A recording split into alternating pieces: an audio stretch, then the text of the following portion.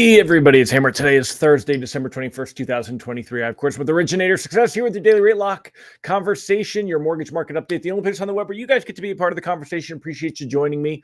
Today, we're going to talk about where rates are. What do rate sheets look like this morning? We're going to talk about PCE inflation data that comes out tomorrow morning. I'll tell you a little bit about what we're looking at there. And we're going to talk about what happens to rates after Christmas. Remember, you can join me live each and every day, 9:30 a.m. Eastern time. In fact, if you'd like a little reminder to be reminded that it's time to join me, you can get text reminders. Go ahead and sign up at HMMR.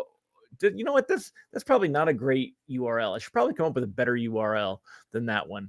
But anyway, that's what we got going on there. You can sign up. Remember, you can join me live each and every day, 9:30 a.m. Eastern time. If you're watching on the replay, do me a favor. Go ahead and just put hashtag replay in the comments, whether you're on Facebook or on YouTube. It does make a difference, really helps out. Also, don't forget to smash that like button. If you're on YouTube, subscribe and give us a thumbs up.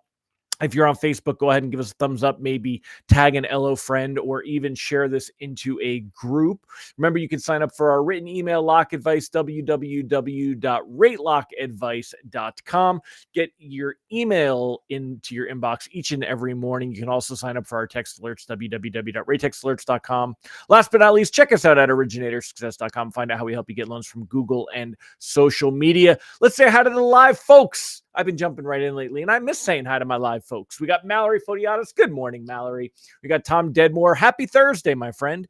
Deb Dickinson. Good morning. Mike Tebow. Great to see you. Mike Morano. Scott Menser. What's up, sir? Nathan Einkorn. Hey, what's up, my man? Good to see you, Mr. Nathan. Hope all is well in your world. Got a couple of people on Facebook that it shows as Facebook user that I don't know who you are, but don't worry. I love you anyway. Mark Frederick David. Haven't seen your name there in a while. Good to see you, sir.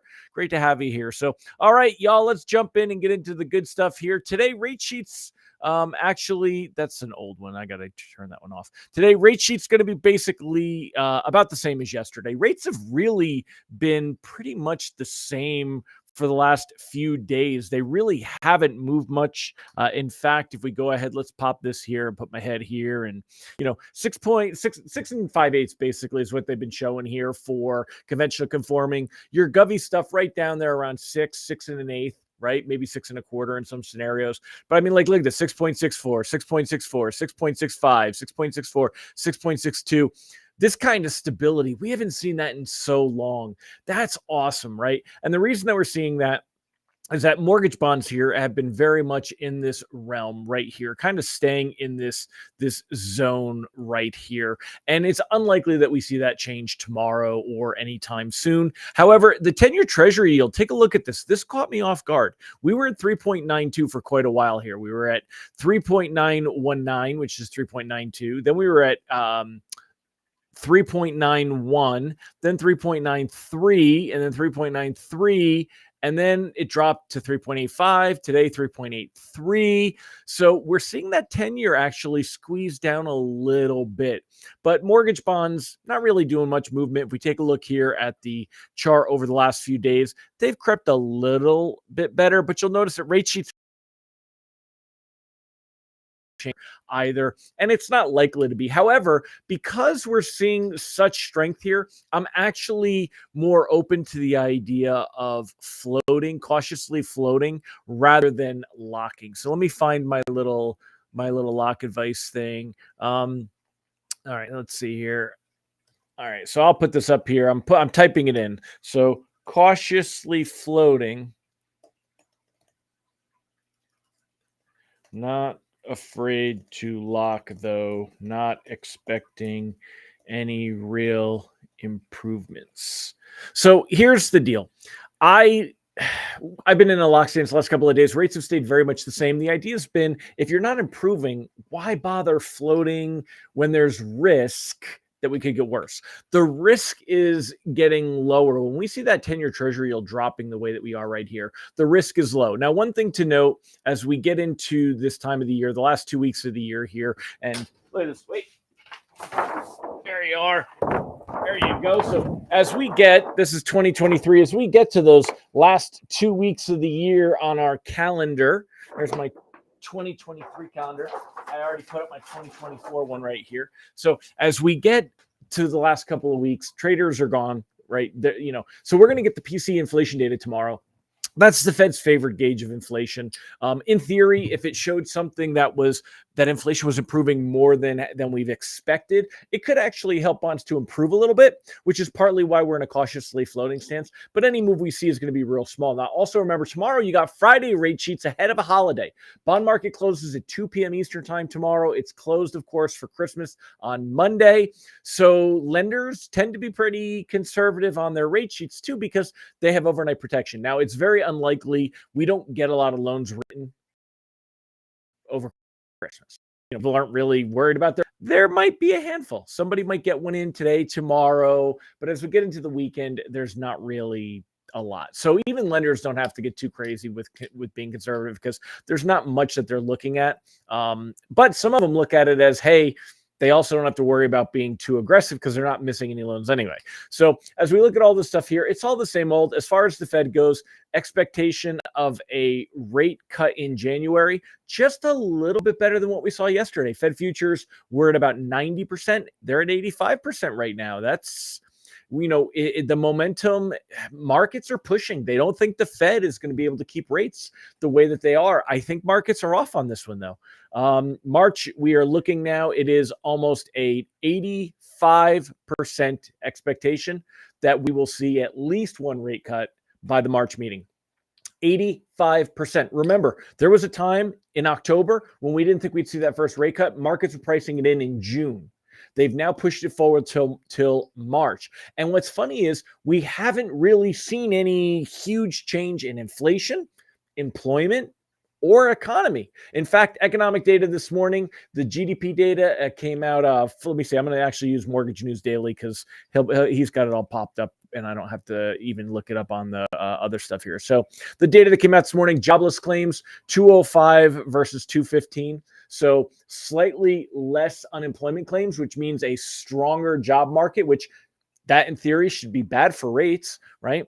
We've got the Philly Fed Index and then the GDP, the third quarter GDP. So remember, what happens is they do the initial, the revised, and the final. The final is 4.9 versus the 5.2 that was forecast. Slightly lower GDP, but I mean, we're talking, where's Ron Siegel? Ron, are you here, Ron? There you are, Ron. I see you, Ron. Ron, we talked about this. Remember, you thought it was going to drop big. 4.9 for the final GDP for the third quarter. Those aren't exactly like weak economy numbers, my friends. This is not screaming recession here. So, in theory, it's very surprising that we're seeing bonds that are holding and improving the way that they are. So, but again, for now, we'll cautiously float. If you do want to lock up for peace of mind, I would not hesitate to lock something for peace of mind.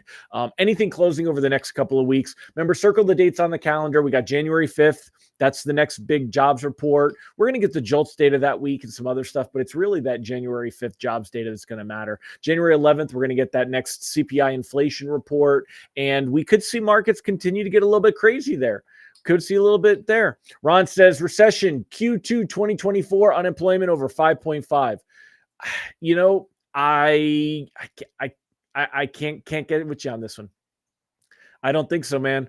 I just don't see it happening. I still see so many people out there that there's jobs that are open. I just see a bunch of this. I don't think unemployment's going to jump. And I don't think we're anywhere near a recession. Again, we have to see how remember, credit has really been the thing here. People are spending money that they don't have, but banks aren't necessarily pulling back that credit. That I think would actually call the recession. Deb said, debt comes calling. I want to agree with you, Deb. I just don't see it though. Ron said Cali is already at 4.8% unemployment. Yeah, I know you definitely reference those California numbers a lot, and you're absolutely right there.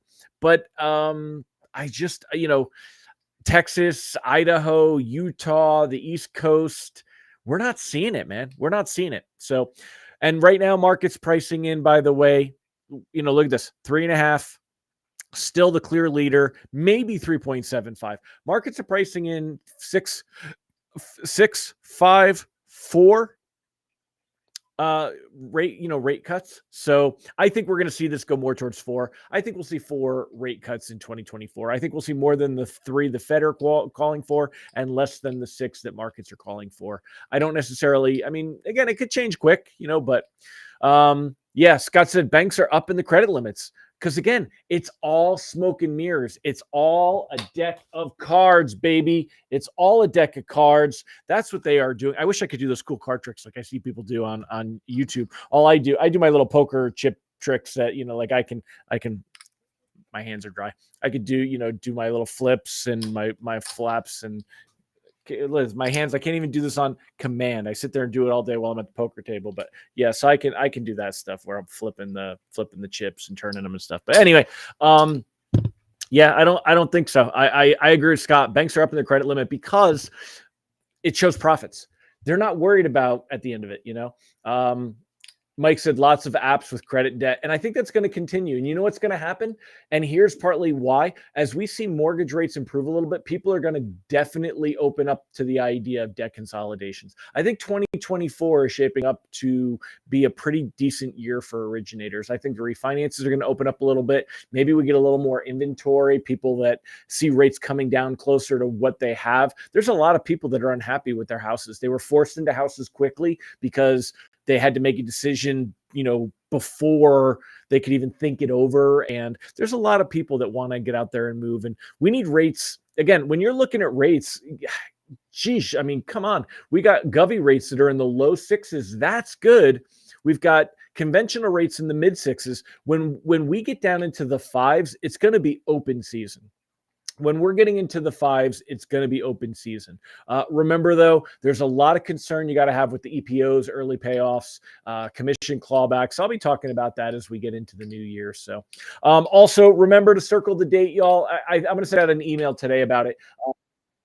At 1 p.m. Eastern time, if you have already paid for and were a member of the first workshop, the vision planning workshop that I did earlier in the month, you're welcome to attend the second one at no charge. Certainly don't want any money for that. I want to make sure everyone's got their vision plan. Those of you that missed the opportunity to do it earlier in the month, we're going to be doing it again on the 28th, and I'll start marketing that, and I'll give you guys a link to sign up for that. So, all right, my friends, well, that is it. Thank you so much for joining me today. I appreciate you. Hope to see you again tomorrow.